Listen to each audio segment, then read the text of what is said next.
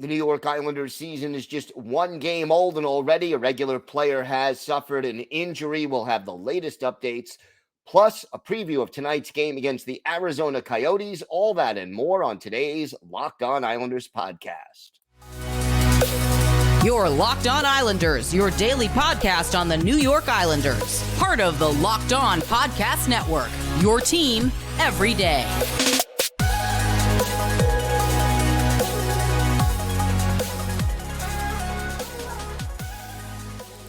And welcome, everybody, to the Tuesday edition of the Locked On Islanders podcast, part of the Locked On Podcast Network, your team every day. I want to thank everyone who makes Locked On Islanders your first listen every day. Don't forget to subscribe on YouTube or wherever you get your podcasts so you can get new episodes as soon as they drop. And you can find us now on SiriusXM on the SXM app. Just do a search for Locked On Islanders. Today's episode is brought to you by Game Time. Just download the Game Time app, create an account, and use code LOCKEDONNHL for $20 off your first purchase. We have got a lot to discuss, including an injury update. But first, if there's something Islanders related on your mind, if you have a question, a comment, maybe a subject you'd like us to talk about in a future episode, send us an email. The email address, lockedonislanders@gmail.com. And if you leave your first name and where you're from, we're happy to mention you on the show when we discuss whatever's on your mind. You can also follow the show on Twitter at Locked On Isles, and you can follow me, Gil Martin, on Twitter at Ice Wars, NYR VSNYI. We'll keep you up to date on all things Islanders all season long, and I am live tweeting during nearly every Islanders home and road game. So make sure you join me for instant insight and analysis, and it's always great to talk Isles hockey with you, game time or anytime. All right. The news out of Islanders practice on Monday. Scott Mayfield apparently dealing with what the Islanders are describing as a lower body injury. And Lane Lambert, as usual with the Islanders, not exactly up front, but here's the deal. He was officially listed as day-to-day with a lower body injury. And here's what Lane Lambert said. He's got some swelling. There's some maintenance there.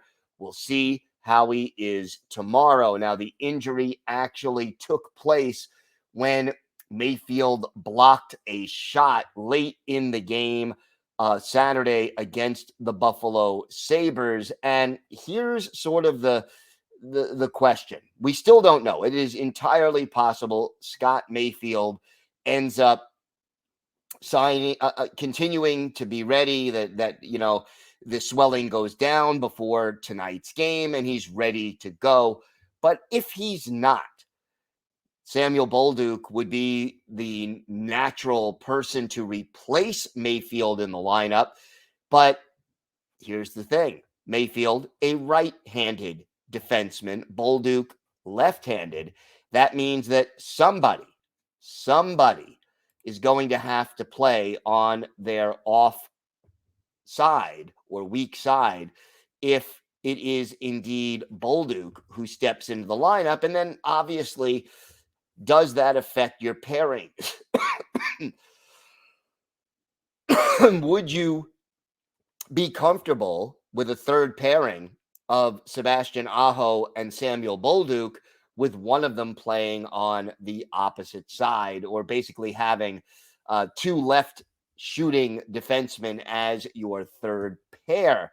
Now, Pelican, Dobson, Romanov, and Polak, those were the pairings, the top two pairings in the season opener. It may make sense to keep it that way, but then again, what are your limits as far as ice time goes with that? And then if you're looking at a right-handed shooting defenseman, Grant Hutton would most likely be the next call-up, possibly Paul Ledoux. I don't think they'd go with Aiden Fulp, although he is available. But, I think they would more be likely to stick with Bolduc rather than try to call somebody up. But again, it depends on what Lou Lamoriello and Lane Lambert want to do. and how they handle it. Obviously, we hope Mayfield is okay and ready to play. But as of right now, missing practice on Monday, not a good sign. And look, thankfully, the injury to Mayfield took place late in the game. And hopefully, it is not going to be a long-term issue. He appeared to take a puck on the ankle. And again, hopefully he's all right. And what we saw, basically, Mayfield played a little more than 16 minutes in that season opener, did not figure in the actual scoring, did have 2 hits and 4 block shots, the fourth and final being the one that ended up sidelining him. So, again, early on, I think blue line depth is a concern. Up front, I think there are more players who are at least able to step in. Again, it depends who gets hurt, but the blue line depth, the thing about Samuel Bolduc, he looked pretty good down the stretch last season, but I think his poor play in the 2 playoff games against the Hurricanes last season definitely had an adverse effect on his confidence. He did not look as confident in the preseason as he did last year during the regular season. And realistically, let's face it, the good thing about Bolduc, if they do keep him with Aho, Bolduc has the size to compensate for Aho's lack of size. So while they are both left shooting defensemen and one of them would have to play on the opposite side, if there are physical battles to be had, certainly Bolduc is in a position and has the size and the physical characteristics to make up for Aho's lack of size. But the message I would give to Samuel Bolduc, if he is indeed inserted into the lineup tonight, would be keep it simple. Don't be fancy. Clear the puck, make the safe play, either the simple safe pass or bank it off the boards and out of the zone if you need to. Don't try to get fancy. Don't try to get creative. Just make the plays that you need to make in order to be effective and efficient. And, it's a little simple secret. You do that, you get more confident. The coaches get more confidence in you. You get more ice time. And that's how you earn more ice time because right now, Samuel Bolduc not going to go out there and put up, 4-point nights all that often. Probably not going to put up 2-point nights all that often. But just do your job. Be physical in your own zone. Be smart in your own zone. Make the simple pass. Make the simple play. That's the way you gain the confidence of coaches. And then the additional things, the skating the puck out with a fancier play or making a more dynamic pass, that all comes later when you are more comfortable and more confident. And hopefully, look, I believe Samuel Bolduc can develop into an everyday defenseman, probably even before this season is over, but he's got to get his confidence back. And the way you do that is to keep it simple. All right, we have got more to discuss on today's show. We're going to talk a little bit about tonight's game as we preview the Islanders and the Arizona Coyotes. Plus, we'll have our Islanders birthday of the day, a very popular defenseman who was with the team in the early to mid 90s, who was very physical, and that is what made him very popular. So let's see if you can guess who that is. We've got all that and a lot more still to come on today's Locked On Islanders podcast. Today's episode is brought to you by Game Time. You shouldn't have to worry when you're buying tickets to your next big event. Well, Game Time is the fast and easy way to buy tickets for all the sports, music, comedy, and theater events near you. with killer last-minute deals, all-in prices, views from your seat, and their best price guarantee. Game Time takes the guesswork out of buying tickets. And, one thing I love about Game Time, on the app, you can see the view from your seat before you buy, so you know exactly what to expect when you arrive. So, look, Islander fans, you can take a look at what your view from your seat at UBS Arena is going to look like, so you know what you're getting when you purchase your tickets. And look, Game Time, they have deals on tickets right up to the start of the event, and even an hour after it starts. It is the place to find last-minute seats. So download the Game Time app, create an account, and use code LOCKEDONNHL for $20 off your first purchase. Terms apply. Again, create an account, redeem code LOCKEDNHL. Locked On NHL, LOCKEDON NHL for $20 off. Download Game Time today. Last-minute tickets, lowest price, guaranteed.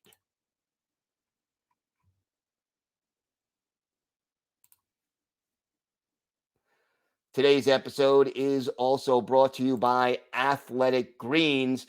And I'll tell you, this is a product I literally use every day. It's AG1 by Athletic Greens. Maybe you're like me, you want to be healthy and eat well, but it's easier said than done. Well, with one delicious scoop of AG1 in a glass of water each day, you're absorbing 75 high-quality vitamins, minerals, whole food source superfoods, probiotics, and adaptogens to help you start your day right. This special blend of ingredients supports your gut health, your nervous system, your immune system, energy, recovery, focus, and aging, all of these things. And that's one of the reasons I love it. So if a comprehensive solution is what you need from your supplement routine, then try AG1, and you can get a free 1-year supply of vitamin D and 5 free AG1 travel packs with your first purchase. Just go to drinkag1.com/NHL network. That's drinkag1.com/NHL network to check it out. So tonight, Islanders, Arizona Coyotes at UBS Arena, second game of the season. And I'm going to say right now that the Islanders absolutely cannot take the Arizona Coyotes lightly. This Arizona team is young and talented, and look, they're not going to necessarily contend this year. I'd be shocked if they did, but they're not pushovers anymore. And they won their first game of the year, fell last night to the New York Rangers by a score of 2-1. But there are some young and talented players on this roster. And one guy you got to look out for, Logan Cooley, who had an assist in last night's game. Clayton Keller had the only goal.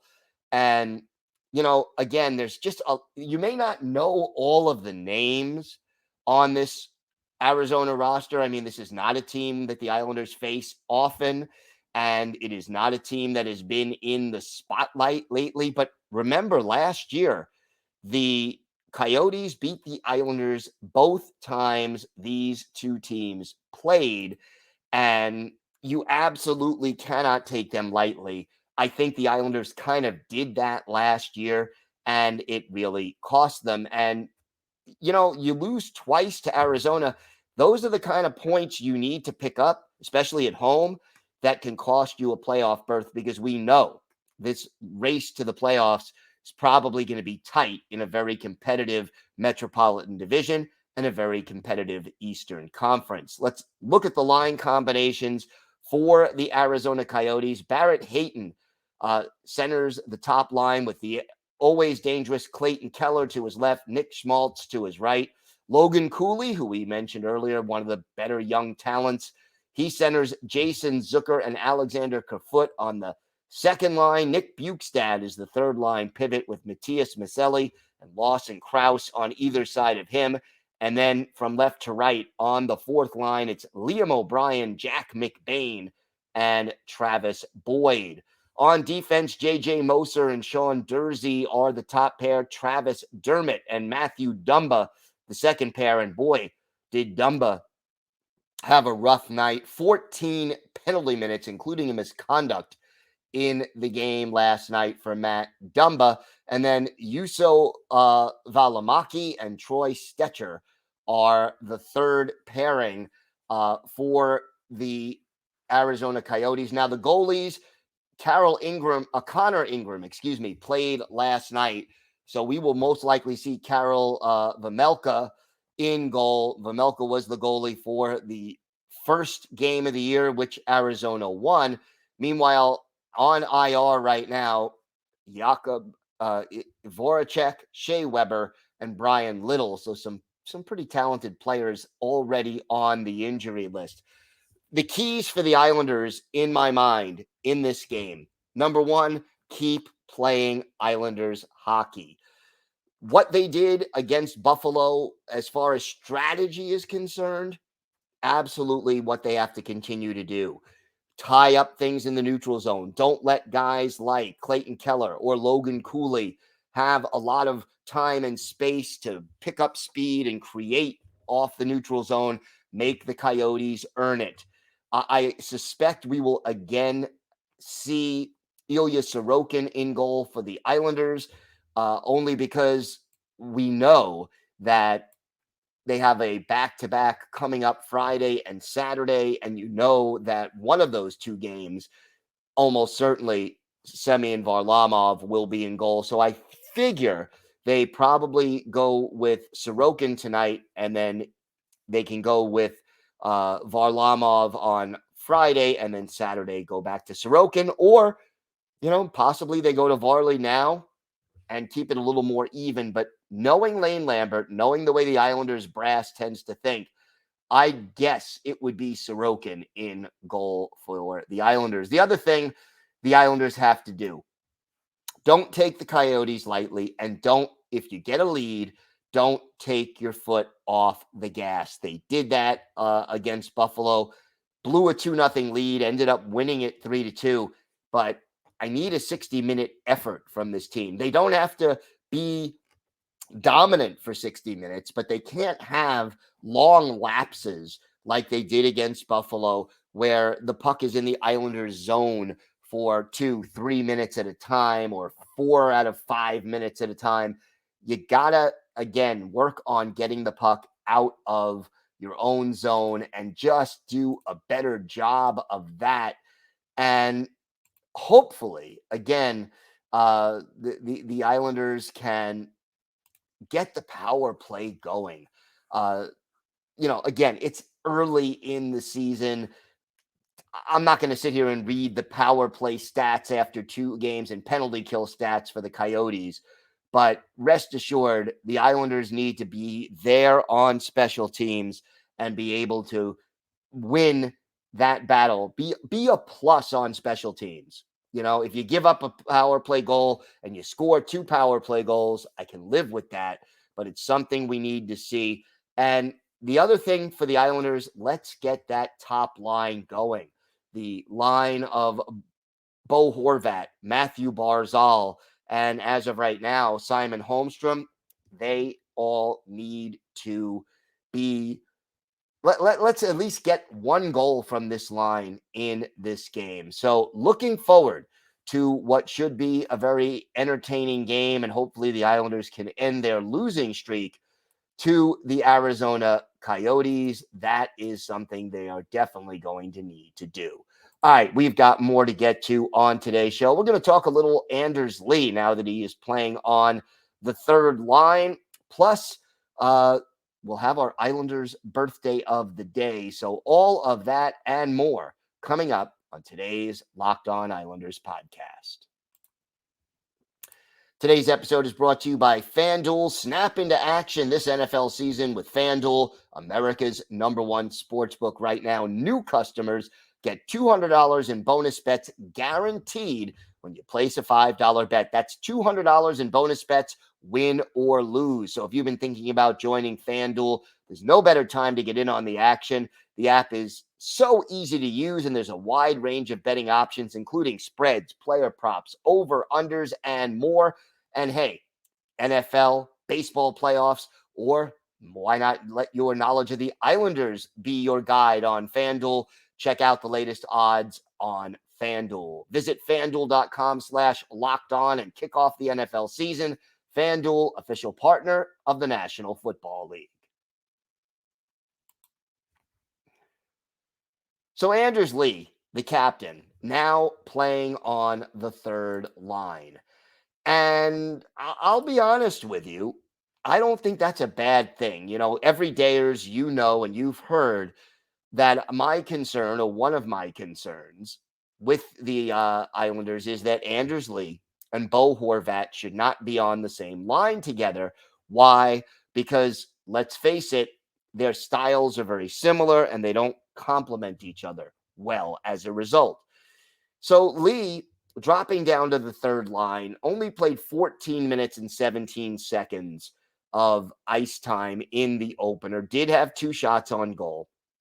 By contrast, Bo Horvat, almost 21 minutes. Matthew Barzal, a little over 20 minutes. Simon Holmstrom, 15:07. So only a 1 minute, a little less than a minute difference in ice time between Holmstrom and Lee.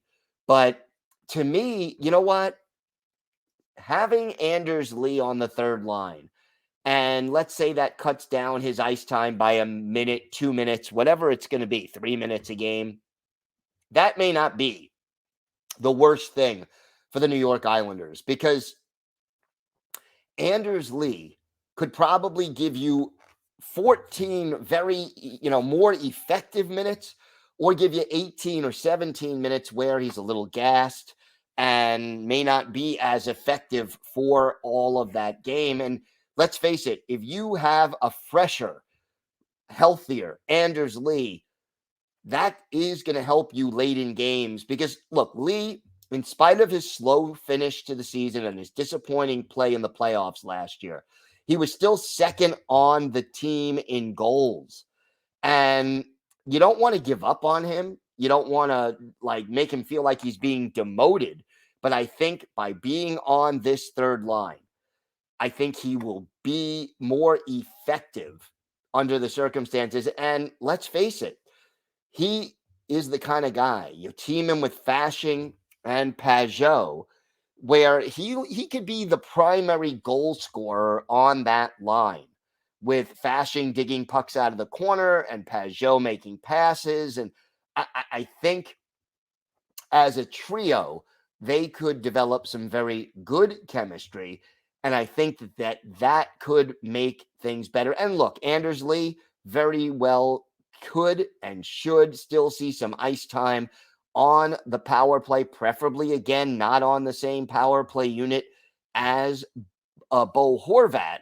But to me, if he gets his power play time and he gets quality ice time with Pajot and Fasching, I think he's now in a position to replace the 21 goals that Zach Parise scored. But then you need, either Oliver Wahlstrom or Simon Holmstrom or Julien Gauthier to kind of replace some of the goals that were missing on the top line.